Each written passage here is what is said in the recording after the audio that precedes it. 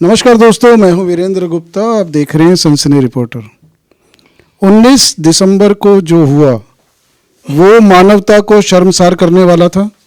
बांग्लादेश में एक निरपराध हिंदू की नृशंस हत्या कर दी गई और इतना ही काफ़ी नहीं था, उसकी लाश को जला दिया गया। तो आपको लगता है कि इस तरह का जो कृत्य करने वाले हैं वो मानव हो सकते हैं? क्या उनको अधिकार है इस तरह की कृत्य करके उसके बाद भी अपनी बात को आगे बढ़ाना? और शर्म की बात तो ये है कि हमारी विपक्षी पार्टियां भी इस मुद्दे पर चुप हैं। आज हमारे साथ मौजूद हैं आरडी मलिक जी। ये बीजेपी के नेता हैं और प्रमुखता से अपनी बात को रखते हैं।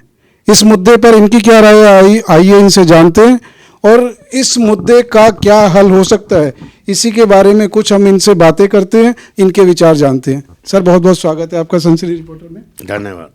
सर, ये देखिए जो मुद्दा गर्मा गया है और गरमाना भी चाहिए, क्योंकि हिंदुओं पर एक सुनियोजित तरीके से आज़ादी के बाद से लगातार इनके ऊपर अत्याचार किए जा रहे हैं।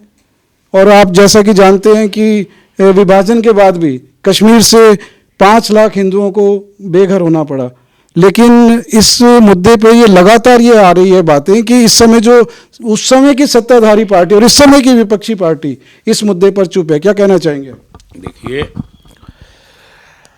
हिंदू और सनातनी जो हैं वो एक उनमें सहनशीलता, समानता, विवेकता, उदारता, सहजता, दूरदृष्टि रखते हैं वो लोग। लेकिन दुर्भाग्य से आज से नहीं, लेकिन नई घटना नहीं घटी है, मुगलों के काल से हिंदुस्तान में हिंदुस्तानी प्रेरित होता है। और एक बहुत बड़ा दुर्भाग्य है भारत का कि हमारे पड़ोस के अंदर चंडाल पाकिस्तान है, जो आप तो बर्बाद हो चुका है, कटोरा हाथ में है।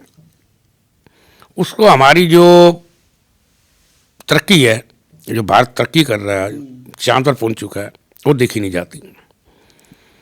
अब बांग्लादेश में उसकी गोद में जाके बैठ गया।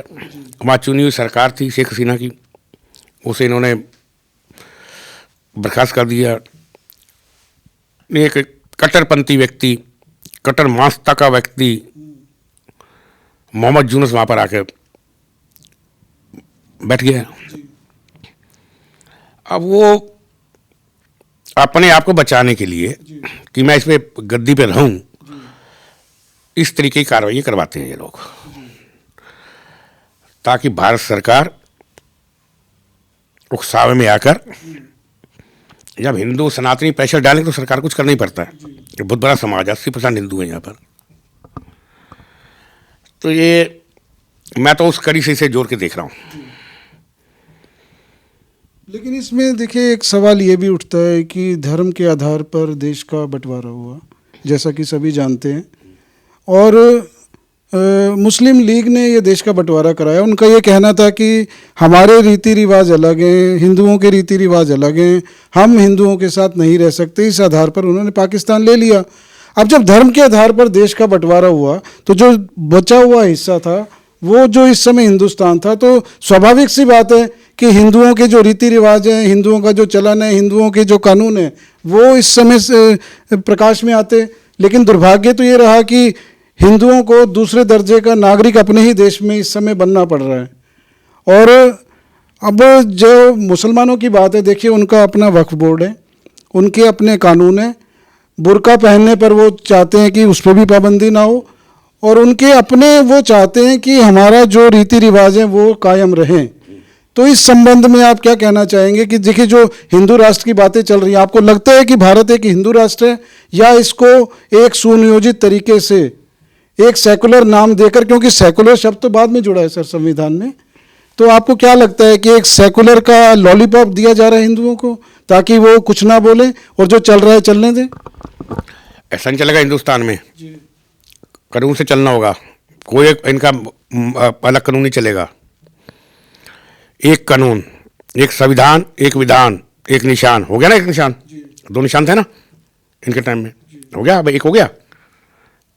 कश्मीर का हट गया, जम्मू कश्मीर का ना, एक निशान, एक संविधान, वो चलेगा। लगता है कि देखिए जो कश्मीर में हुआ, धारा 370 का खात्मा हुआ, ये लोगों की जागृति थी या जो सरकार आई उसने कुछ कड़े कदम उठाए, उसने बोल्ड स्टेप लिए, तभी ये संभव हुआ कि कश्मीर में आज जो है कश्मीर जो आज़ादी की मांग करते थे, जो देश से आज़ादी की मांग करते थे और जिनका समर्थन उस समय की सरकारों ने किया, हुर्रियत को पूरी सहायता मिली, करोड़ों करोड़ रुपए उनको दिए गए इसी बात के लिए, अलगाववाद चलाने के लिए।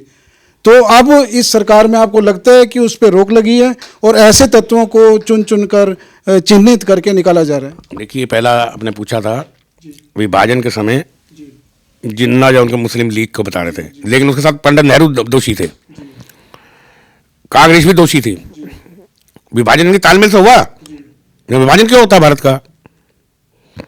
आप उनके ऊपर एलिगेशन मत दीजिए, ये मिले हुए थे, 20 लाख कत्लेआम हुआ ना।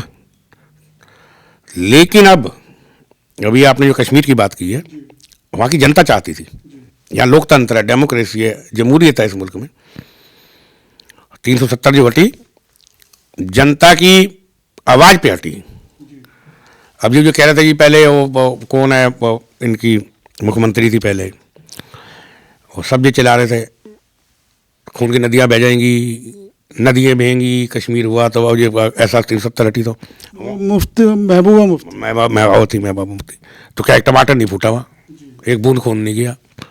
शान कहना था कि कंधा देने वाला नहीं होगा भारत के ध्वज को। अब उन्हें कंधा देने वाला कोई नहीं मिल रहा। क्या हाल हो गया चुनाव के अंदर उनका, उन्हें कौन कंधा दे रहा है? अच्छा, आपको लगता है कि हमारे अपने ही देश के कुछ नेता या राजनीतिक पार्टियां इस सब के लिए जिम्मेवार हैं? क्योंकि दोष तो देखिए हम मुस्लिम लीग को दे सकते हैं, कुछ भी दे सकते हैं, लेकिन आपको लगता है कि जो इस देश में कुछ जयचंद टाइप के लोग हैं, देश के गद्दार हैं, वो इन तत्वों को हवा दे रहे हैं अपनी राजनीतिक रोटियां सेकने के लिए? विपक्ष की मजबूरी है और देश का दुर्भाग्य है कि विपक्ष में कोई नेता मजबूत नहीं है।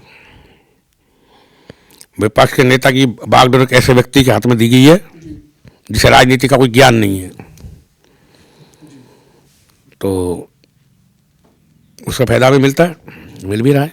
सर, ये जानना चाहेंगे, देखिए इतना दुर्भाग्यपूर्ण ये घटना हुई, जो एक व्यक्ति को, हिंदू व्यक्ति जिसका नाम दीपू चंद्र दास, देखिए गारमेंट की फैक्ट्री में काम करने वाला बंदा, उसको फैक्ट्री से निकाल कर पहले तो उसे मारा गया, फिर उसे पेड़ पर बांध दिया गया और जब इससे भी उनका दिल नहीं भरा तो उसकी लाश को आग लगा दी गई। लेकिन दुर्भाग्य ही हम तो कहेंगे कि इस देश की जो विपक्षी पार्टियां इस मुद्दे पर मौन है। तो ये किस तरह की राजनीति आपको लगती है? ये हिंदुओं के बारे में नहीं बोलते हैं ना, ये तो इन्हें तो वो फिलिस्तीन के बारे में बोली थे। अगर वो जैसे बाटला का कांड हुआ था दिल्ली के अंदर, तो सोनिया गांधी रात भर रोई थी। इनको हिंदुओं से कोई लेना देना नहीं है। हिंदुओं का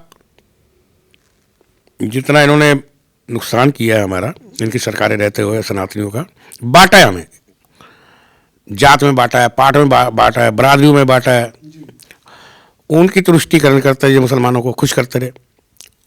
मुसलमानों का भी भला नहीं हुआ और हिंदुओं का भी नहीं हुआ, ये अपना भला करते रहे। अच्छा, आपसे देखिए ये जानना चाहूँगा, बड़ा ही एक सेंसिटिव मुद्दा है, आपको लगता है कि जो मोहम्मद यूनुस है ये विदेशी शक्तियों का मोहरा है, या आपको ये भी लगता है कि जो कुछ विदेशी शक्तियाँ हैं वो भी भारत के हितों के खिलाफ काम कर रही हैं और हमारी विपक्षी पार्टियाँ उनके हाथों में खेल रही हैं, ऐसा आपको लगता है क्या? मैं सब पार्टियों के बारे में नहीं कह सकता, विपक्ष के हो सकता कुछ खेल रही हूँ, और ये तो साफ है कि मोहम्मद यूनुस को ऐसे तो राष्ट्रपति बना नहीं वहाँ का, विदेशी ताकतों से ही बना है, और ख़ास तौर पे कट्टरपंथियों ने बनाया है अपना मकसद साधने के लिए, लेकिन वो अपने मकसद में कामयाब नहीं होंगे। भारत की निगाहें बहुत गहरी निगाहें हैं, बहुत पैनी निगाहें हैं। सर, इसमें देखिए जो भी कोई आवाज़ उठाता है हिंदुओं के हित की, तुरंत उसे बीजेपी का एजेंट करार दे दिया जाता है। क्योंकि उसमें 1 मिनट नहीं लगाते और तुरंत उसे बोलते हैं। अगर कोई राष्ट्रभक्ति की बात बोलता है, भारत माता की जय का नारा लगाता है या अन्य किसी भी तरह से हिंदू हितों की, बीजेपी को बताया जाता है ये हिंदुओं की ठेकेदार पार्टी है। तो क्या इन्होंने हिंदुओं की जो ठेकेदारी है वो खुद ही विपक्षी पार्टियों ने बीजेपी को सौंप दी है? क्या लगता है?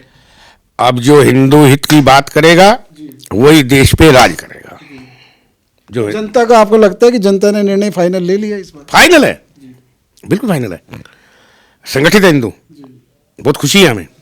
थोड़ी बहुत कमी है वो अब दूर हो जाएगी, कर रहे हैं हम, लगे हुए हैं सब। अच्छा, अब सरकार से क्या चाहेंगे कि किस तरह की कार्रवाई बांग्लादेश के खिलाफ होनी चाहिए? देखो, मेरे चाहने से ना चाहने से कुछ नहीं होता। क्योंकि देखिए ऐसा है, ये मुद्दा ऐसा है कि प्रियंका गांधी ने संसद में बोला कि सरकार क्यों चुप है, वो क्यों कड़ी कार्रवाई नहीं करती है। ये देना चाहता हूँ, सरकार गंभीर है, मजबूत सरकार है, सुलझे हुए व्यक्ति हैं, ईमानदार व्यक्ति हैं, निडर व्यक्ति हैं जो सत्ता में बैठे हुए हैं। 1 करोड़ जनता उनके साथ है, तो जो निर्णय वो लेंगे मजबूती से लेंगे और दूरंदेशी वाला निर्णय होगा, ये सामने आ जाएगा आपके सामने। तो दर्शकों, जैसा कि आपने देखा कि ये मुद्दा इस समय गरमाया हुआ है, लेकिन आर.डी. मलिक जी का भी ये कहना है कि ये मुद्दा यहाँ समाप्त होने वाला नहीं है, क्योंकि सरकार ने इस संबंध में कड़ा निर्णय ले लिया है।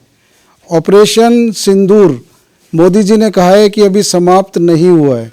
अब ये ऑपरेशन सिंदूर की गाज क्या बांग्लादेश पे गिरती है या सरकार इसमें कोई कड़ा निर्णय लेती है या इसमें कोई कड़ा निर्णय नहीं लेती है, देखिए आने वाले समय की बात है। लेकिन इतना जरूर है कि जो ये नृशंस हत्याकांड हुआ है हिंदू व्यक्ति पर, इसके लिए कोई ना कोई कदम सरकार अवश्य उठाएगी, क्योंकि ये मुद्दा फिलहाल शांत होता दिखाई नहीं दे रहा है। इस तरह के मुद्दे हम उठाते रहेंगे, हमारे साथ बने रहिए। कैमरामैन चंदन के साथ में वीरेंद्र गुप्ता, सनसनी रिपोर्टर के लिए।